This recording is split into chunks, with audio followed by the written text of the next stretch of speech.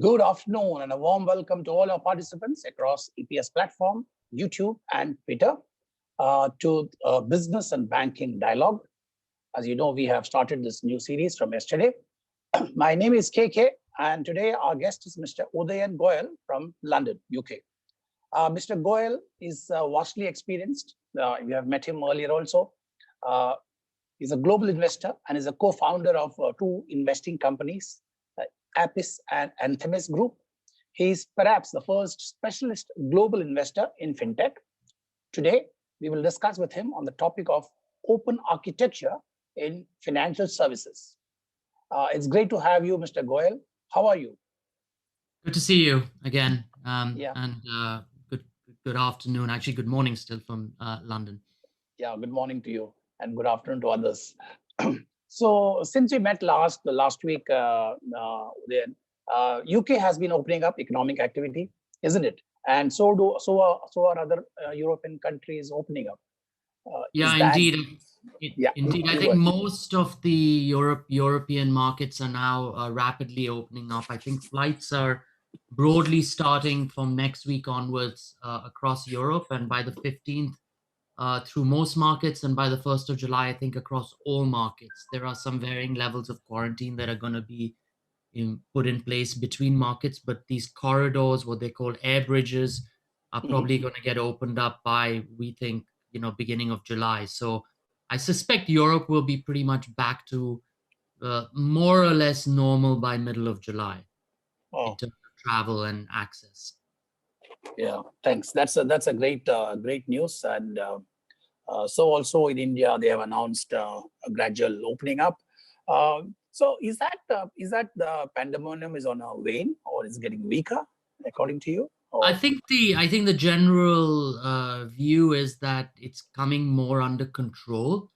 I think it's difficult to see whether there may be a second wave, as they call it, or not. That's going to be something people are going to watch out as they open things up. But broadly, I think that there's been a view that the R number, which is, the level of contagion per person, is now dropped below 1 in most markets. Yeah, correct. And the recovery rates are, I think, very high, over 50%, etc. Yeah. So thank you, Udayan, for coming. Your participation is a strong support of our strategy to engage subject matter experts like you into thoughtful and incisive discussions that are beneficial to participants. With many more people participating in these discussions, we are getting stronger by the day in our resolve to fight the virus. Let's help ourselves and the frontline warriors by being safe. So once upon a time, banks wanted to be vertically integrated, managing everything from the regulated balance sheet to distribution. Partnership and collaborations were limited until perhaps the Citi's deal to offer checking accounts through Google and Goldman Sachs' launch of the Apple Card. In the days to come, the cracks in the traditional vertically integrated banking model is predicted to become much wider and wider, from a straight-jacketed services to perhaps multiple horizontal services, maybe from spaghetti to lasagna. Open architecture in financial services is considered as a key success in modern banking participants. Okay, it's considered to be a key success in modern banking products, and service innovation in banking is almost very important. Only if you adopt open architecture in financial services. Having said that, given a little background to this, Udayan, let's get into a discussion and give a more perspective on this topic of open architecture financial services. What type of offerings and services are generally available with an open architecture platform? So let's just quickly define and recap a little bit the landscape, and then I'll get into some of the services, etc., as you asked, that we can get into in this. So as you rightly pointed out, the legacy of financial services has been to do what we call fully vertically integrated business model. So the way you need to think about this is think about car manufacturing. So if you look at car manufacturing in the 50s, Yeah. General Motors, I think at that time was the largest car manufacturing company in the world. And Yeah. General Motors did everything from almost extract the iron out of the ground as iron ore, run Hmm. it through its own steel plants, press the steel, make it into cars, manufacture all the components, assemble the components, and then have the dealers to sell it to the customers and provide the service to the customers. Today, if you look at car manufacturing companies broadly across the world, Yeah. car manufacturing companies largely do only really three things, right? Yeah. They do the design of the vehicle, so they broadly do the design. They develop some of the technology, and it's very specific on what we call on the edge technology that they do, and then they do the sales and marketing. Everything else they outsource. So pretty much all the components of a car are outsourced to component manufacturers. They then take those components and assemble them. That's part of the design portion and actually the design assembly, sales, marketing portion. And then they spend the money on marketing that car, and they have franchise dealers in most places who will sell the vehicle to you. So what they've done is they've disaggregated the value chain uh, Yeah. right across throughout. And so they really focus on the highest value added parts of the equation. Like in most industries, the highest value added part of the equation tends to be in the distribution aspect, because having the direct relationship with the customer and selling to the customer, you can probably internalize the most margin. So Yeah. now, so this unbundling, what we call the great unbundling, which is what's happened in the car industry, is has now started, has happened, and is happening even in a greater accelerated fashion in both Hmm. banks and now increasingly in insurance and other parts of financial services. And that's basically the great enabler there has been obviously technology, and particularly the availability of data that you can then move across different platforms. So this has actually started to happen, and that now that as we've talked about previously, you can have financial technology companies that build services Yeah. on top of these sort of what open stacks or however you want to call them Hmm. through APIs into financial services. So this essentially has resulted in a plethora of new types of products, or certainly products that didn't exist before, Yeah. that are increasingly becoming available through these financial technology companies. Probably the first example of this concept of embedded finance, interestingly enough, was when there's a company called eBay, which I'm Yeah. sure everybody's familiar with, which was an auction site. And one of the big problems with eBay was that you would buy on eBay a good, but then the problem was, how do you pay for that good? So you could, if the person who sold it to you was local, you could drive over to that person, and he or she would hand you the good, and then you would hand over some cash, and that transaction was a safe transaction. But if that person was in a different state or in a different country, how did you manage that? And basically that's how PayPal came up. And PayPal came Hmm. up and essentially created a situation where you could send the money to the person, and PayPal would sit in between the transaction to make sure that the goods had been delivered. And if the goods didn't deliver, they could reverse the transaction. And that was a way of creating an embedded finance transaction. And so this has sort of been the initial opportunity. And since that, we've gone into very, very advanced embedded uh, uh, transactional systems and actually investment systems. Probably one of the most famous ones is WeChat Pay. So WeChat is a Chinese-based social media platform, which most people in China use. WeChat Pay is the embedded payment arm of WeChat and allows people on that platform to pay. And that Yeah. has a unique advantage relative to anything else, which is this ubiquitous distribution and wide distribution network, because Okay. many people already were using the app before they could even use it to pay for things either online or offline. Yes. And then this then added a unique additional opportunity, which was the plethora of data that this created around transactional data. And so then you could offer services that were built off that data. And obviously, this was very convenient for consumers because this was something they already had. And so we're starting to see, this kind of embedded finance starting to come up in pretty much everything that we do around the world. So it is these kinds of services that we're starting to see. Excellent. Yeah, thanks. So we are saying that rather than doing everything yourself, we are moving into a world where you collaborate and partner with others to get the best of things. So if you look at from a banking point of view or a financial services point of view, Udayan, what types of offerings and services are generally available with an open architecture platform? So basically, it's exactly the same services, but delivered in a different way, but also delivered contextually. So let me break that down into three silos, because I think it's important for people to think about this. Yeah. So the first silo is transferring value from place to place. That's traditional payments, right? So you need to transfer value from this place to this place. Secondly is transfer or store value in time. And that is typically either lending or investing, right? So you either borrow money or you deposit money to invest, right? So that's transferring and then storing value in time.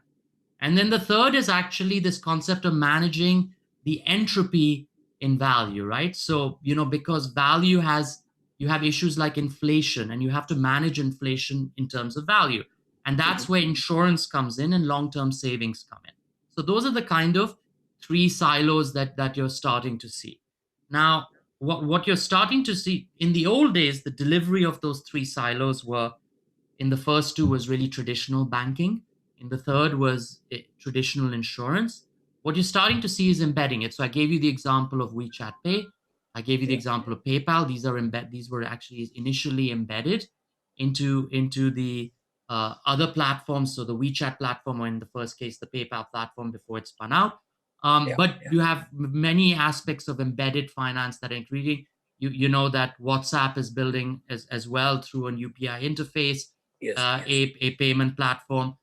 Very, very, very similar types of things that are coming out, and that embedded finance is becoming ubiquitous. Less ubiquitous as yet is the disaggregation insurance, but we see that coming as well, and it would be very, very similar.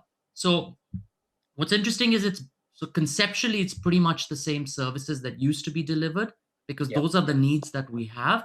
The difference is that actually the way they get delivered is actually quite interesting. The way they get delivered is in a way that somehow becomes seamless in everything that we do. So we're able to, let's say, sit and do a transaction to deliver us a service, and then the payment function gets actually embedded within there, and we don't even see it anymore.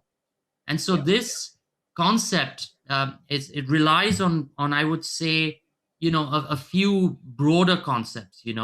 One is this idea of portability and interoperability. So if you can build these systems with portability and interoperability, then you can transition between, in the old days, where initially when you started up a mobile phone company, you could only talk to people within the same network. Then you became interoperable with other networks. Then you became interoperable with long distance carriers. And then it just became ubiquitous. And so you start to see that network play. And therefore, the financial services become really commoditized products that are available to people through that network, rather than being very specific. Secondly, they actually move these financial services into the background. So basically, it's not the financial services that people are buying; it's the service that they're buying with, and then below it is the financial services that enable that service, right? And so that way, for example, I think I used this example on another occasion. You want to buy a house. You're not really interested in buying a mortgage. You're buying the house. The mortgage comes embedded within that house purchase. The insurance comes embedded within that house purchase, etc. So you start to see these kinds of embedded financial services come through to deliver exactly the same services, but in a more contextualized and in a more logical fashion. Right. So isn't it something like bank assurance?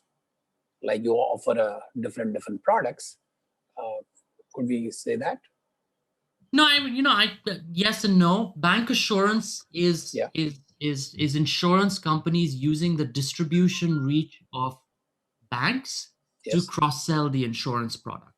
Yeah. However, it's not a contextualized sale. It's not that you have, let's say you're a family and you have another child, and when that Mhm. child arrives, suddenly you have an email that comes to you saying, you've had a child, you may want to increase your health coverage to Yeah. take into account that child. That's a contextualized product because it's using data intelligently to contextualize a particular sale. Bank Right. assurance has really been a very blunt instrument. It's like, a bank has 1 million customers. Let's go after the 1 million customers and sell them life insurance, and let's do it Yeah. opportunistically. Whereas this intelligence use of data, Mhm. becomes quite apparent. So, for example, people tend to buy life insurance at very key life cycle events in their lives, right? If they have children or if they get married, they reassess risk and do that. And so that embedding it in contextualizing it there is really the next generation of what used to be, I guess, a very blunt sale process, which is bank assurance.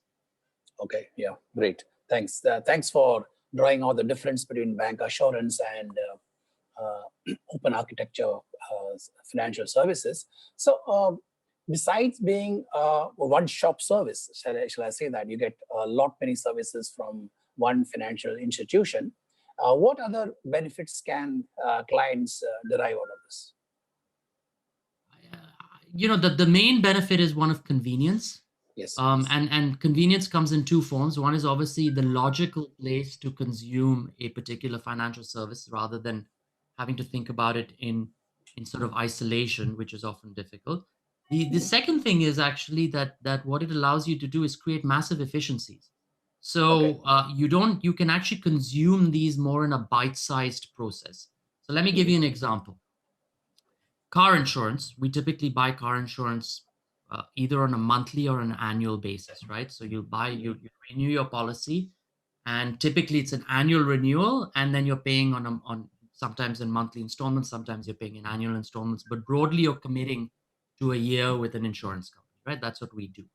Yeah. Um, Increasingly, we're going to get on-demand insurance, and on-demand insurance is going to work that every mile or kilometer you drive in your car, you will get Mhm. charged for that mile or kilometer you drive in your car. That's if you drive. In future, it'll be driverless, and it'll be the same thing. The driverless car will consume it, Yeah. and that's because through the Internet of Things, etc., you and sensor technology, you know when a car is going from A to B. You know the distance of A to B, you know the conditions, traffic conditions and risk conditions of A to B. So you Yeah. can actually theoretically, using AI and machine learning as well as large scale processing of data, work Yeah. out the exact risk parameters of someone going from A to B, and you can charge the appropriate premium just from A to B. And Mhm. therefore, as a consumer, if you don't drive for 3 or 4 months, as a lot of people haven't done in the last 3 or 4 months, you don't get charged for the insurance because you haven't driven and you haven't Yeah. created any risk. And Yes. so, in a way, you're democratizing Mhm. the way risk is allocated between drivers, because today a lot of drivers who don't really drive subsidize those drivers who drive, because Yes. that's the way pooled risk kind of is thought about in insurance. Here now you're Yeah. democratizing it because you're making sure that the people who actually drive pay for that risk, Yeah. and you can do it in a very bite-sized basis. Now you can apply that logic pretty much to every risk financial services product and actually every financial services product, because you can now start to calculate things on a much more granular detail based on Mhm. real-time data, based on real-time information, and based on changing circumstances. So that's kind of, I think, where the real benefits Okay. start Yeah. to accrue for many of the, many consumers. Okay. Okay. So, so we are saying that a financial institution does not only offers its own products, but has a collaborative set of other products, which are third-party products, and they give it as a bouquet to perhaps clients. Uh, does it cover all clients, or is it only meant for high net worth individuals? No, it covers all clients. It covers all All clients, and clients. it even covers corporations. This is for everything in financial services. Okay. There's no, in fact, if anything, it has more applicability to mass market customers than it has, for example, to high net worth customers. Yeah. Okay. Great. So, is there a danger of what we call as guided architecture? When I say guided architecture, it means that you kind of want to promote your own products, and you pay a much more cost if you take some other product. Does that danger happen? No, I don't believe that danger happens, because that assumes that you can control the customer ownership point, which in a ubiquitous world you cannot, because we have access to everything through multiple sources. I mean, the way you need to think about this a little bit is, again, using some analogies. Let's take computing and information technology an example. The 50s and 60s for computing was the hardware era. There was a massive company called IBM, and IBM built hardware, but then very quickly moved to open source hardware, where you could put software on their hardware. They didn't control the software that went onto their hardware. They were building the software layer. In the 70s and 80s, we went through what we call the software era. And the software era was where we started initially to create what these walled ecosystems. So whether it was Windows or others. And then very rapidly we moved into open source, right? We moved into Linux and web-based, which is very open source. In the 90s and the new millennium, we were in the networked era, and initially we started with private networks, which then became the internet, right? And now we're very much moving, very much into this idea of an open source layer for data, right? Which is this idea of open data standards and others, and within that, this idea of concept of embedded fintech, where fintech is going to become the part of the basic functionality of non-finance products. So every non-finance product will have the embedded through this open source architecture, the financial layer as well. So, I talked about, let's say, I've talked about before, smart cities, tolling, all of these things you're essentially embedding, right? And now you're starting to see a lot of that coming up in some of the, we talk about the FANGs, So if you look at what Apple has done, as I think you touched on with the Apple Card and Goldman Sachs, that's an embedded product. Amazon offers its Amazon Pay and Amazon Cash products. They do a current account in conjunction with JP Morgan Chase. Facebook's taking it a step further with Libra and trying to build something very open source there, but it's also launched Facebook Pay. So you see many of these examples starting to come out, and this is the concept of actually fintech becoming just another layer in what we call the stack. So the stack today, today we have a stack. The stack today is internet, cloud, mobile, and fintech is just going to be another layer in that stack, because we have tools that allow the connection of and the interconnectedness of each of these layers to deliver these services very much in a holistic fashion. Thank you, Udayan. So I basically wanted to set the perspective for our participants as to what is open financial architecture. So I hope I think Udayan has explained it beautifully, and even gave an example of General Motors, and so that kind of a parlance you can draw, and so I'm sure you have got the perspective clear. So Udayan, in an emerging market economies like India, which have always been like a closed architecture, most of the financial institutions, what could be the factors that would provoke a shift from the existing models? So I touched on this a few previous time when we talked. I think the India is very unique. It has the India stack, right? And the India stack is, I would say, very advanced on a global basis. One of the key issues in financial transactions is identity and authentication. If you can solve the identity and authentication issue in a logical way, then what you're able to do is really do ubiquitous financial transactions without the associated risk of fraud. India, using Aadhaar and the India stack, actually has solved a lot of the identity issues that could happen there. So I think India has really put itself in a clear, open place. I think the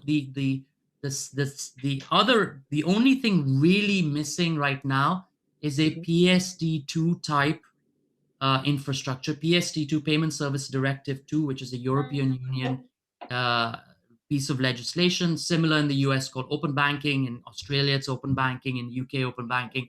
Many of these places. And what that does is it says to financial services companies that you are sitting on customer data. That customer data belongs to the customer. We want you to give access to that customer data to anybody the customer chooses to give access to. So if I'm a customer of a bank and I tell,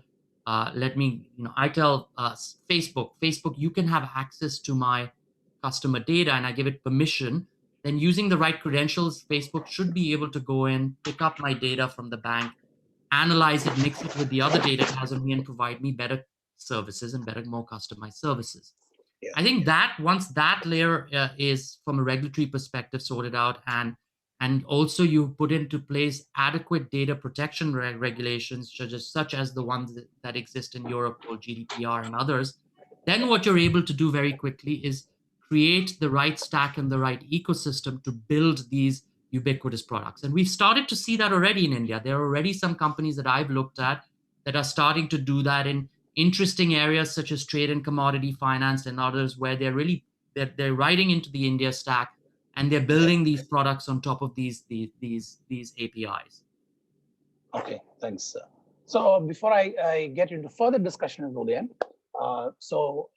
one of the things that I want to tell you is that please put in your questions if you have any in the Q&A box, and I will get it across to Mr. Udayan as soon as possible.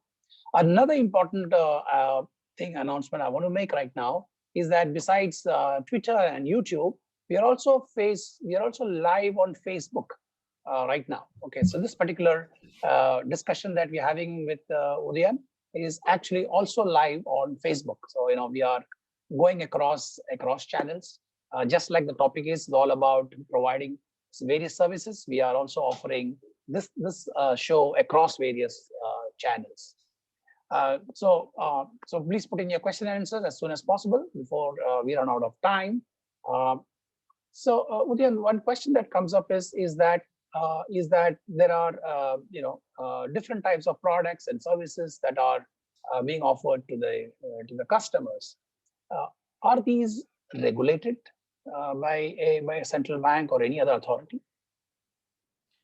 So it's a complicated question, but let me try and sort of put a framework in your mind to try and answer that, right? Yeah. So in my mind, when I think of regulation, wherever a entity touches money, as in takes custody of money or touches money itself, not facilitates the movement of money. There's two different things.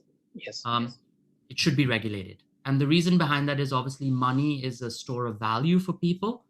And, regulators have an obligation to protect that store of value for people.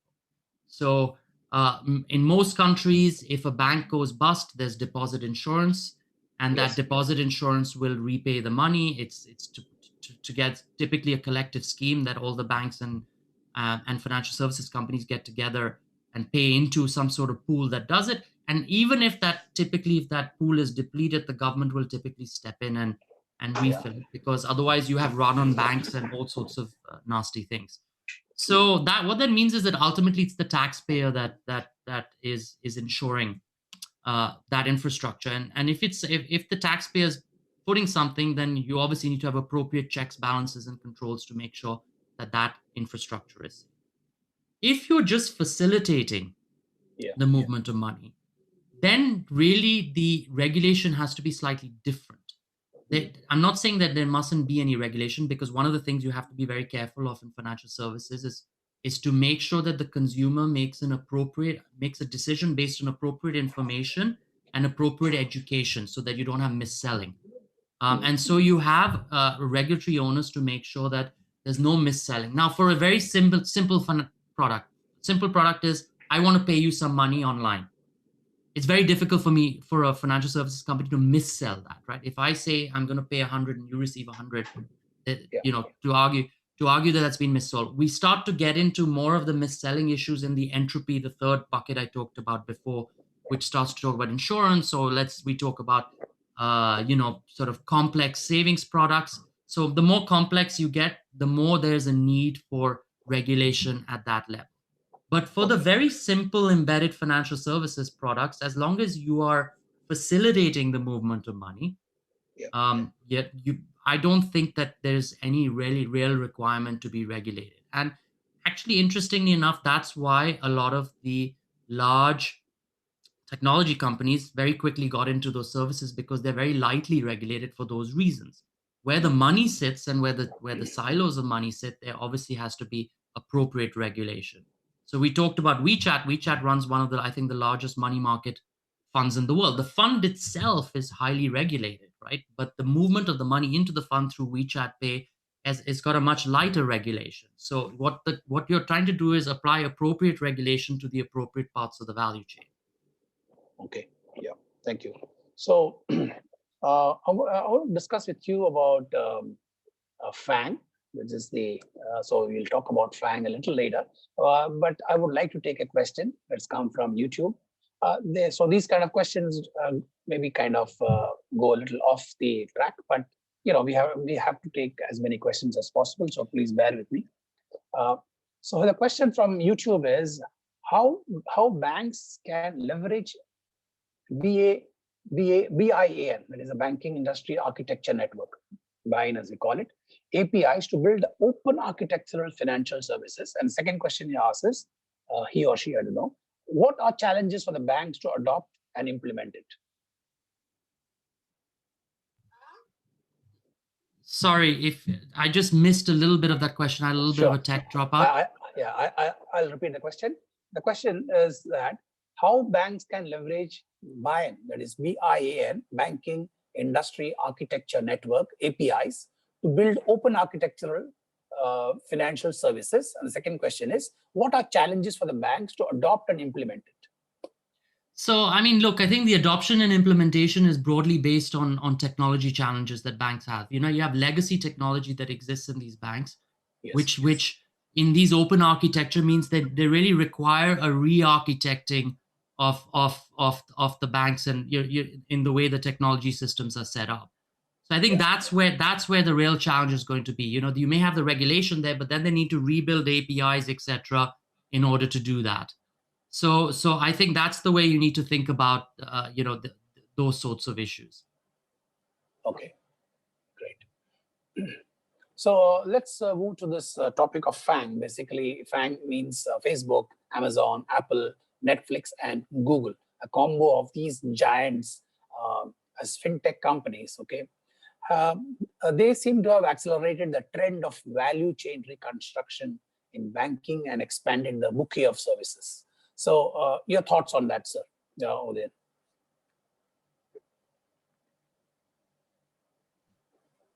Sorry, I'm sorry, I lost that. So you wanted to know about the FANGs? Yes, yeah.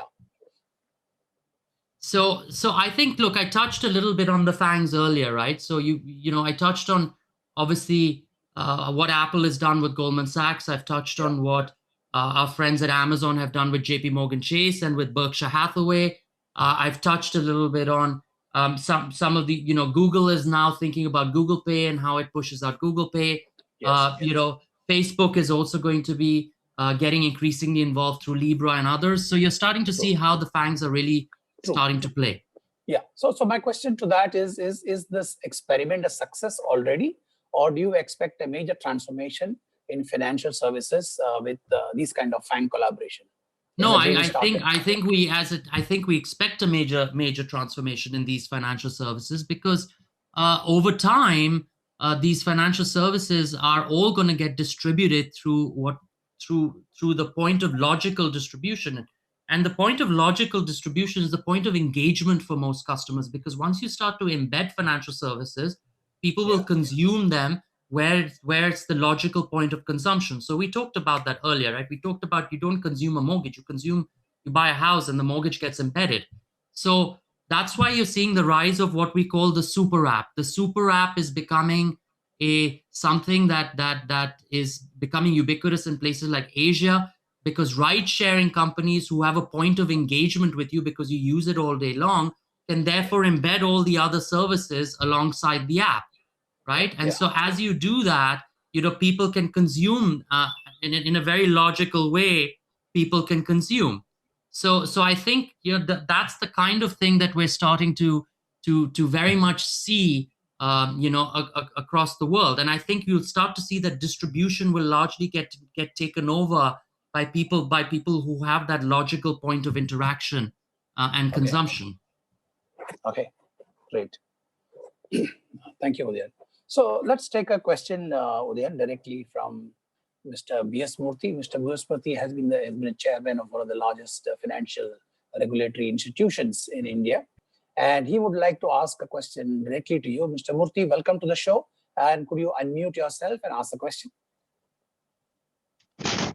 Nice listening to you, Mr. Udayan. Quite insightful. But let me give you a health warning to what KK said. I'm a little obsolete. I have retired about 12 years ago. Right. See.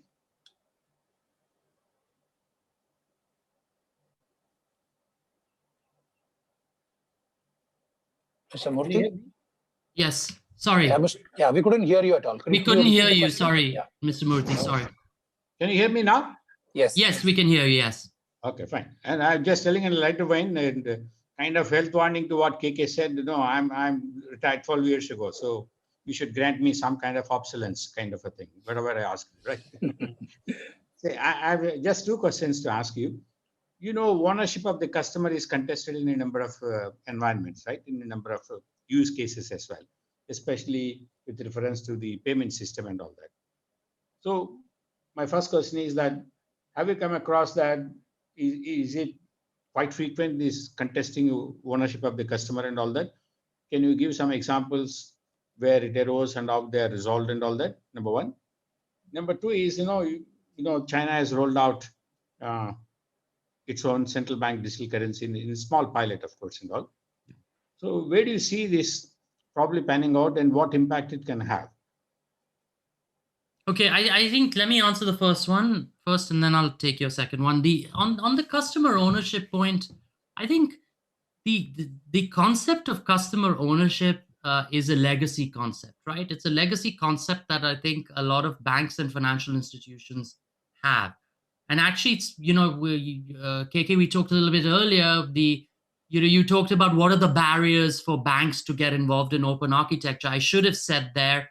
First and foremost, there's also a barrier in people's minds in legacy institutions around this concept of customer ownership, right? So people have to basically give up this idea that I have to own the customer.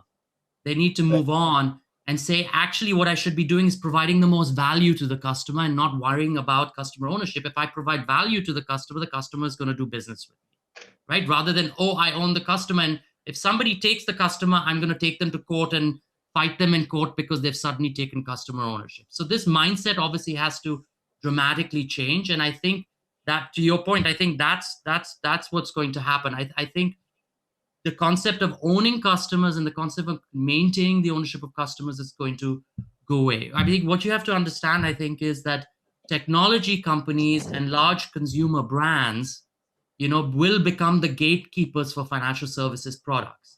And those products themselves will move to the background of the user experience itself. Many of these companies, these technology companies and large consumer brands, have valuable data and provide and that valuable data is gleaned from providing sticky, high affinity consumer products in other domains, right? Because they provided you other things. And that data gives them a very proprietary advantage in cost cutting, in underwriting, in the combination of first order services, and therefore providing the embedded finance that comes from those first order services. So if somebody sells you a smartphone, they can embed the finance into the smartphone. And because they control the first portion of it, embedding it, they can figure out the economics much better than you can as somebody who can only provide the second order service. So that means that they can run, and this is something we've seen, either one is a loss leader to subsidize the other. And that isn't available, for example, to financial services companies. And so this concept is now going to become much more of a value-driven equation. How do we provide value, to customers, as opposed to whether we own customers or we don't own customers. So that's the answer. Just remind me the second question, because now going through the first question, I seem to have lost my train of thought. On the second central bank, the China's rollout of the pilot of the CBDC. Yeah. And I think we've touched on this in one of the previous discussions.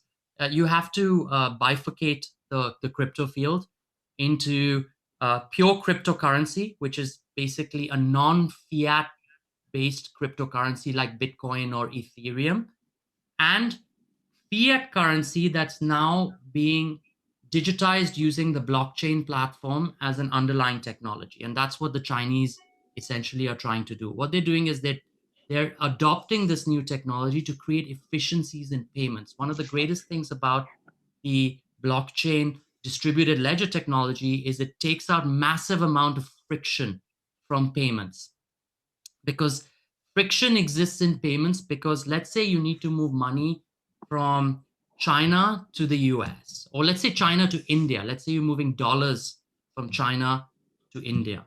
It's quite an interesting thing. In order to move dollars from China to India, you as a consumer would need to have a account with your bank. Your bank then has an account with the Central Bank of China. The Central Bank of China and your bank will also have a correspondent banking relationship. The Central Bank of China has a relationship with the US Fed. The US Fed has a relationship with the underlying bank in the US, etc. And in order to move that money, you have to essentially update the ledgers in each of these institutions through a very complicated process, which we call correspondent banking, right? And that's how the money moves, that the money flow moves. In a distributed version, you don't need to do any of that. It can be a peer-to-peer transaction, and the distributed ledger gets updated ubiquitously. However, the thing that the Central Bank of China is doing is it's controlling the money flow itself.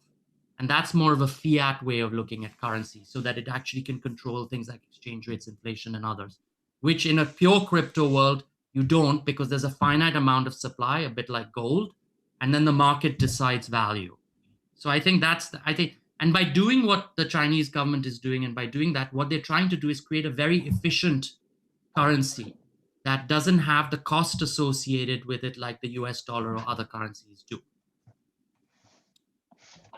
Thank you. That's going to be game changing if it comes to. Thank you, Mr. Murthy, for your query, for your question, 2 questions. And let me tell you, you can never be obsolete, okay? Because whatever technology we have been able to get, you people have been the foundation for them, right? So there is never a doubt that, at least to me, that there is anything of obsolecy out here. And thank you once again for asking a wonderful question.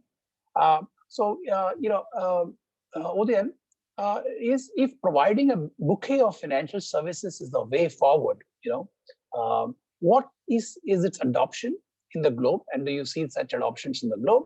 And can you draw any context in India too?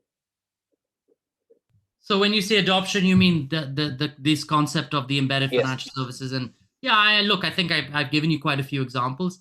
What I haven't done is I haven't touched on the Chinese examples, the BAT examples, right? So Baidu, Alibaba, Tencent.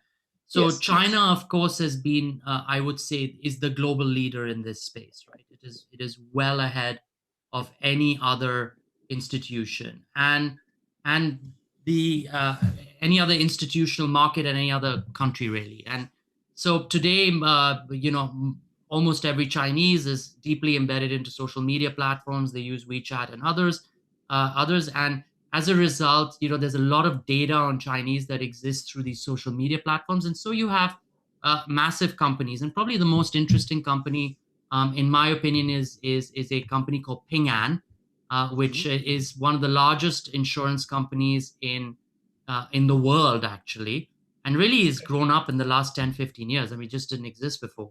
And they've built themselves on the back of this data, and you basically these semi-open loop architected platforms such as WeChat and others, and they're able to reach customers, and they collect customer data, very disparate customer data, and provide a bouquet of services, as you talked about, to all these customers.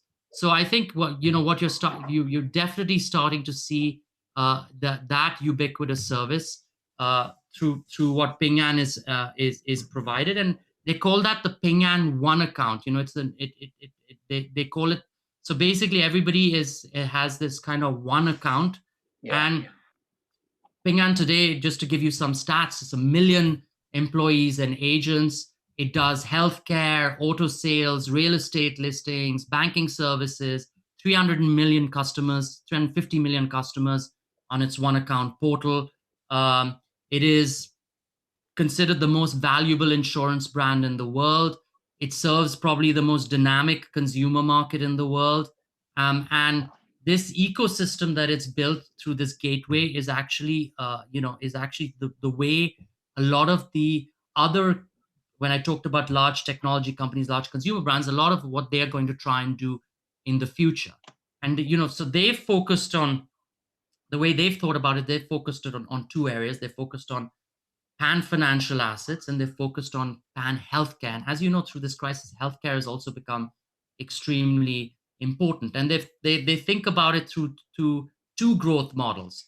They've got a technology growth model, and they've got an ecosystem growth model. And the ecosystem, what they've done is developed a huge ecosystem of partners who can all provide different services through their portal to the customers. So the customers are really getting the best of breed services through that portal. And that's why, they can get their insurance needs, their banking needs, their asset management needs, their healthcare ecosystem needs, their order services, their real estate, the smart city solutions. Everything is embedded into this ecosystem. And by doing that, they're able to basically be that one stop and provide that entire bouquet of services through there.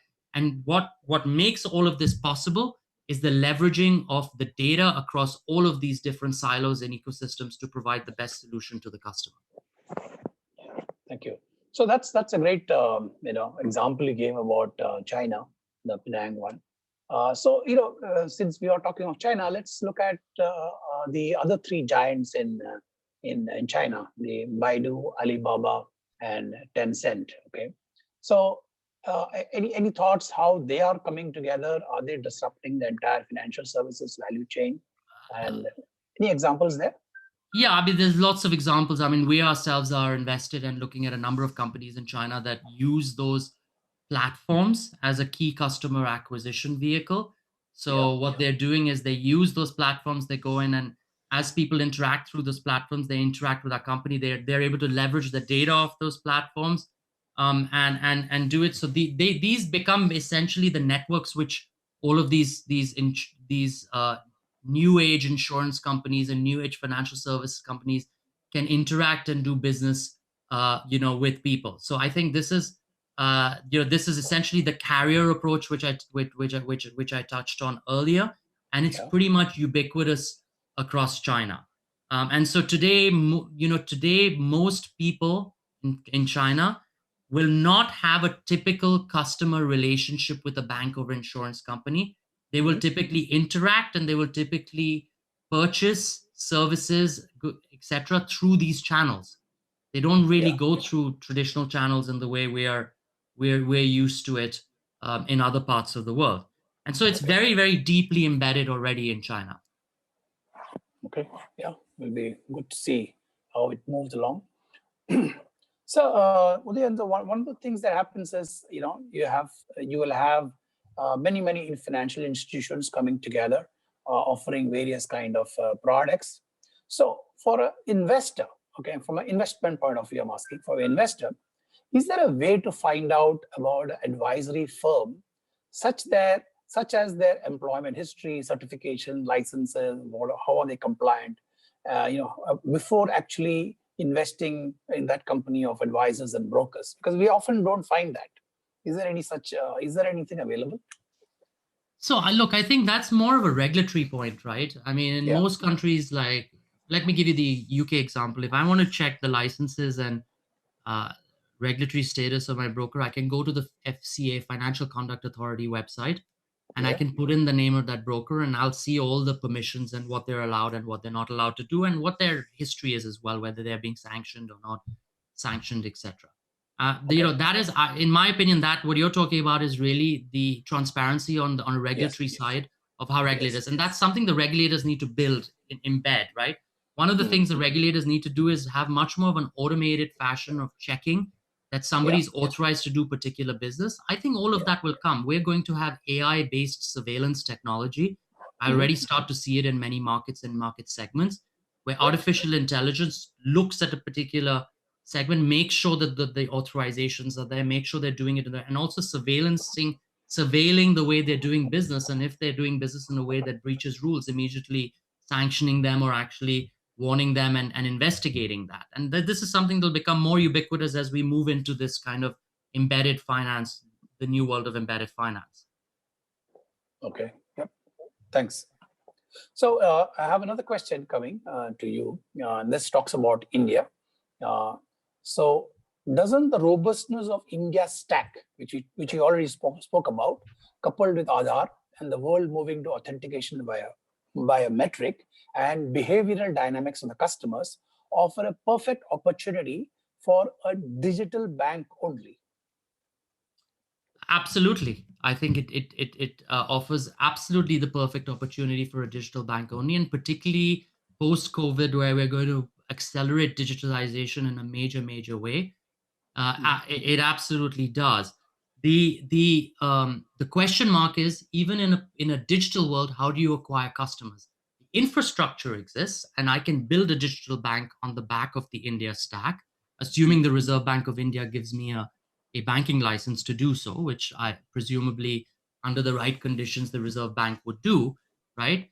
And it's possible, but that doesn't mean that suddenly all the customers in the world are going to run to me and join my bank, because I have to market to them and I have to somehow acquire them. And then this comes back to the concept of the large technology companies and the ubiquitous brands. Because if I already have a relationship with Unilever, or if I already have a relationship, with a technology platform, let's say Apple, then and Apple suddenly says Apple Digital Bank India is opening, then I'll sign up to Apple Digital Bank India through that channel, because that's a channel I'm interacting with. If I've got an Apple phone, I'm interacting, or if I'm using, let's say, Facebook, I'm interacting with Facebook, and I see that. So the customer acquisition side is completely independent of what is in the realms of possibility to make. And that's why you see a lot of these challenger banks all over the world coming up, which are these digital only challenger banks. And their customer acquisition, they have one of two issues. Either they have been able to acquire a lot of customers, but then their business model doesn't support actually making money, and that's a whole different topic. Or actually they're unable to acquire customers because the cost of actually just doing pure digital marketing is very expensive, because you're buying Google AdWords and it becomes very expensive. So your cost of customer acquisition is very high. So I said, so basically it's possible to do it, but you also need to acquire the customers to come onto your platform. True. So outside India, across the globe, are there any such digital bank only?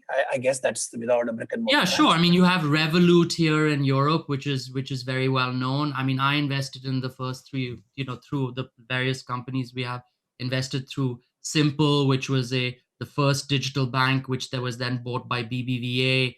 There's a big Banco Fidor Bank in Germany, which was acquired by BPCE, which is a big French bank, which again, we were invested in. So there are lots of these platforms around the world. Nobody has scaled into something gigantic. Revolut is probably the closest in terms of customers, but Revolut is struggling because it's easy to build the liability side of a bank. It's not so easy to build an asset side of the bank. And that's why, again, coming back into this concept of the stratification of banking and stratification of financial services, you need to be collaborative in order to build something that's sustainable longer term. Okay, thanks. So, Udayan, we have another 5 minutes to go. So participants, please put in your questions quickly. So we talked about the very good aspects of the open architecture with financial services. So very clearly you have elucidated what are the advantages and what kind of benefits that the customers would get. So let's look at the other side of the coin. What are the downsides of open architecture finances model? I think the biggest downside is data privacy. I think, if you don't have very robust systems and processes and regulation around data privacy, I think you will have a situation where you could basically have losses of customer data, which you start to see this data breaches are becoming more commonplace, and customer data is starting to get breached, and cybersecurity is becoming a big issue. So, you're now having to build a completely different set. And in the old days, you had valuables, you stick them in a safety deposit box or into a bank vault, and that was your security, right? It was a physical security layer. Now we need to have digital security layers, and we need to have multiple digital security layers to protect what is the real value, and the real value is the data, right? Yes. And that's so I think that's probably where the issues may arise, where there may be caution, where there may be issues for the future. That's where that's probably the single biggest area. The second biggest area, of course, is something I touched on a little bit earlier, that as you start to sell more complex products, or you provide more complex services, the challenge for regulators to make sure that there's no mis-selling going on and people are not taking advantage of you through disinformation. We already see what disinformation does for for news, for example, the concept of fake news. Think about that in a financial context and how that can be misused. So there's a regulatory challenge here on multiple fronts that needs to be addressed. Yeah. So what about the cost to the customer? Because if you're selling a product which is not your own, there is every chance that you are charging an additional fee, which may have not been spelled out anywhere. Is that a possibility? No, I would reject that. I would say that in if anything, it's the opposite. I think what you'll find is that one of the key advantages for financial institutions in the past, by being completely vertically integrated, as we talked about, was that they essentially could hide significant amount of cost and profitability through what they call through the bundling of those services, right? Now, because regulators are forcing unbundling, and they're forcing price transparency and fee transparency at every stage of the process, you actually drive competition at each step of the process, and you reduce those fees at each step of the process. So by doing so, you actually benefit the consumer massively. And so I actually think that it's quite the opposite. I think that the cost equation, and the other thing, of course, is that because you're building these systems natively digital, right? Your cost of building and your cost of actually delivering services comes down, and therefore, you can pass that through to the consumer. So the consumer benefits all around, in my opinion. Okay, great. Let's look at another type of banks, the community banks, or in India, what we loosely call them as cooperative banks. Okay, so they have limited services. Because they are meant to service a given section of the community or kind of industries that they are in. Is there a danger to the existence of if such banks are not allowed to implement the open financial architecture services? Why wouldn't they be allowed? I think everybody will be allowed to do what they want. I think what you're probably referring to is, will they have the capability? Yeah, will have the capability. Because they may not have the technology resources, they may not have the ability to invest. It's going to be an issue. And I think that what you will see a huge shakeout in banking and insurance, traditional banking and insurance right around the world, as this idea of embedded finance becomes more ubiquitous. So I think in the US, you have exactly the same thing. You have community banks in the US. Yes, correct. And community banks today are becoming financially, they're struggling from a viability perspective, because the way they used to make money, they used to call it I remember it's called the 3-4-5. It's sort of, you borrow at 3, you lend at 4, and you're on the golf course by 5. This is what they used to call it, right? In community banking in the US. That concept is gone. We're moving into negative rates territory. It's very hard to build the asset side. You need diversification on the asset side. You need the ability to actually collate assets. So if they don't participate in this new ecosystem, they're gone. And I think you're starting to see mergers of community banks, or you have very specific affinity-based community banks that will continue to exist, like Armed Forces Bank or something like that. But otherwise, I think it's going to be a struggle. Yeah. So thank you, Udayan. Thank you, Udayan. As usual, it's been a 1-hour session of extreme information, thought-provoking, And you touched upon various global and particularly China, which is really something great. So I really thank you. I also thank speakers, audiences, media, and viewers across the channel in YouTube, Facebook, and Twitter. Thanks to my media friends also who will be reporting through our webinar session. Udayan, once again, a big thanks for coming and talking to us. And there is always much more things we want to ask you. And I hope to see you soon in some other show. Thank you so much. Thank you so much. Thanks. Bye-bye.